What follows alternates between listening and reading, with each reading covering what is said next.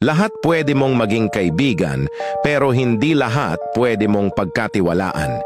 Hindi lahat ng malapit, totoo. Hindi lahat ng taong laging kasama mo, kakampi mo. Hindi lahat ng tumatawa sa harap mo, masaya para sa'yo. At hindi lahat ng nagsasabing, nandito lang ako para sa'yo, ay totoo ang intensyon. Minsan, sila pa ang unang tatalikod. Sila pa ang unang maninira. Sila pa ang unang magtatapon ng pangalan mo sa putik kapag wala ka na. May mga taong marunong umarte ng malasakit, pero ang totoo'y nag-aabang lang ng kahinaan mo. Yung tipong sasabihan ka ng, kaya mo yan, pero sa likod mo, pinagdadasal na bumagsak ka. Kaya mag-ingat. Maging mapanuri, hindi mapait.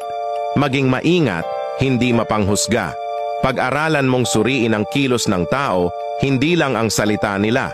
Dahil ang tunay na kaibigan, hindi kailanman magtutulak sa iyo pababa, hindi magseselos sa tagumpay mo, at higit sa lahat, hindi ka tatalikuran kapag ikaw ay mahina. Paalala, ang mundo ay puno ng mga ngiting may lihim na itak. Kaya bago mo ibigay ang buong tiwala, obserbahan mo muna. Dahil baka yung akala mong kasama mo sa laban, matagal nang nakikisawsaw sa mga kalaban. Totoong kaibigan, hindi kailangan ng madaming salita.